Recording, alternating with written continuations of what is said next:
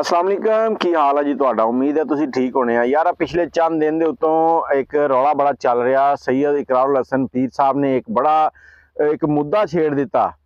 वो सारे मुद्दे ते गल करने तो पहले थोड़ी जी गल करते हैं यार। देखो आ पीर अजमल रजा कादरी साहब, पीर इलियास कादरी साहब, पीर नसीरुद्दीन शाह साहब, अच्छा इन्हां पीरां दी जो गल्लां सुनी दियां ना ते सानू दिल करदा कि असीं मतलब नमाज पढ़िए, रोजे रखिए, इस तरह के मामलात आ। वो जो गल करते आ किसी लॉजिक के नाल दीन के मुतलिक गल करते आ। फिर पीर नसीरुद्दीन शाह साहब उन्होंने बड़ा ना आ। उन्होंने जो भी तुसीं सुनिया होएगा वो हमेशा यही कहते हैं कि जो भी मंगना अल्लाह को मंगो, देने वाला अल्लाह आ, मैं कुछ नहीं देने वाला। ते ओहदे मुतबादल पीर हक खतीब साहब, पीर हक खतीब साहब जिहड़े आ वो शुफ शुफ वाले, वो बड़ियां करामात विखांदे आ। वो कहंदे आ कि मैं अखां चों जंजीरां कढ दिंदा आ, मूँह चों किल्लां कढ दिंदा आ, ते जिहड़े सालां दे मरीज आ वो मिंटां ही खड़े हो जांदे, एक शुफ करदे आ। लेकिन यही काम इकरारुल हसन ने भी कर दिते। इकरारुल हसन दे नाल मेरे बड़े इख्तलाफात आ, लेकिन यह जिहड़ा मामला उन्हें छेड़िया ना, ये ते मैं उहदे नाल आ। हुण इत्थे होना तो यह चाहिए सीगा कि इकरारुल हसन साहब ने जो यह मामला छेड़िया तो उत्थे पीर हक खतीब साहब जिहड़े वो कहंदे ठीक है जी, तुसीं अपना मरीज लैके आओ मेरे कोल, मैं इत्थे तुहाडे सामने ठीक करूंगा, सारे रौले खत्म। लेकिन अज तक पीर हक खतीब के खिलाफ किसी भी बंदे ने गल नहीं की सी। एक बंदे ने की सी तो उन्होंने ऐसी दुर्गढ़ बनाई, उन्हें मुड़ के ना ही नहीं लिया अज तक। वो है जी नासर मदनी साहब। नासर मदनी साहब ने पीर हक खतीब साहब के बारे गल की सी। हुण इत्थे मैं ये कहना चाहांगा कि पीर हक खतीब साहब के जिहड़े मनण वाले है ना, वो बजाए मैनू गालां देण दे ये दसन कि यार पीर हक खतीब साहब क्यों नहीं किसी मरीज नूं सददे उत्थे। इकरारुल हसन नूं कहण आओ जी साडे आस्थाने ते आओ, अपने मरीज लैके आओ तो ठीक करवा के लै जाओ, सारी दुनिया उन्होंने मनेगी। वो दुनिया की मैं भी नाल ही सलाम करांगा यार, पीर हक खतीब वाकई कामल आ। लेकिन उहदे मुताबादल ये की करदे आ, कोई बंदा अगर पीर हक खतीब साहब के उत्ते कोई गल कर दे ना तो ये जिहड़े चेले आ ये गालां ते मार कुटाई ते धमकियां इहो जे मामलात ते उतरे आउंदे आ।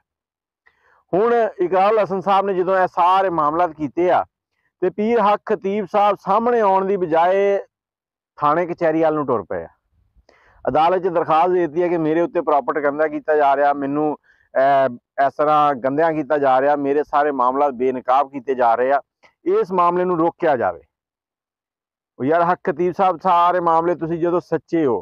फिर इकरारुल हसन साहब ने कहा कि यार हक खतीब साहब तुसीं कहंदे हो कि मैं 18 साल जाग रहा, जे तुसीं इन्ने जाग रहे हो तुसीं 18 साल छड्डो, एक लाइव कैमरा लाने तुहाडे कमरे च, किसी चैनल तो ऑन एयर कर देंगे ताकि वो 24 घंटे चल रहा हो लाइव, तो तुसीं सिर्फ 11 दिन ते 26 मिनट लाइव बहना जागद्या होया।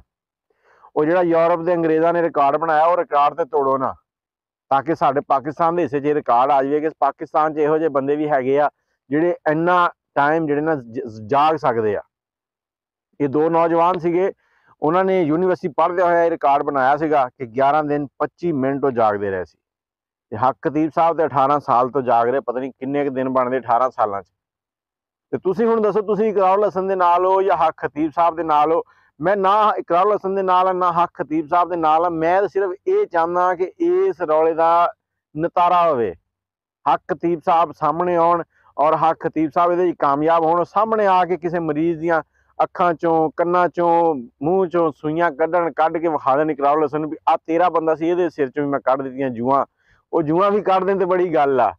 मैं तो जंजीरां की गल करी जा रहा सीगा ते इहदे नाल ही मैनू इजाजत दिओ। बस छोटा जिहा रौला जिहड़ा चलिया ना, अल्लाह करे इहदा कोई फैसला हो जाए ते दूसरा इहदा कोई खतरनाक इंजाम ना होवे। इह जिहड़े इहदे चेले आ ना, इन्हां नूं भी थोड़ा जिहा सोचना चाहिए यार, असीं की करदे आं, असीं लोकां नूं अपने मुर्शद की खातर एवें गालां देई जांदे आं। गल्लां ते उदों ही हुंदियां ना जदों कोई गल होवे, जे कोई गल ही ना हो तो फिर गल ही नहीं हुंदी। ते उहदे मुतबादल वो देख लो जी अवैस रजा कादरी साहब आ, इलियास रजा कादरी साहब आ, पीर अजमल साहब आ, ये सारे लोग भी तो है ना, इन्हों नहीं किसी ने कहता कि तुसीं अपनी करामात विखांदे हो, सानूं सामने विखाओ। इहदे नाल ही मैनूं इजाजत दिओ, दुआवां याद रखना ते पीर हक खतीब साहब कोई बंदा सद्दो इकरारुल हसन दा, सामने बह के नज़ारा कर दिओ, दुध दा दुध पानी दा पानी कर दिओ, क्योंकि करामात तुहाडे कोल हैगियां, सानूं पता ना, असीं वेखी दा रोज़ मोबाइल ते। कि तुसीं एक बार इंज इंज करके शुफ कर दिओ तो बंदा खड़ा हो जाता। लेकिन वो जिहड़ा इकरारुल हसन आ उन्हें भी अखां चों चैन कढ़ दित्ती है, मूँह चों सूइयां कढ़ दित्तियां, वो भी अपने आप नूं पीर कह रहा। हुण तुसीं सच्चे हो गए, वो सच्चा है, किहनूं मन्नीए? अल्लाह हाफिज़।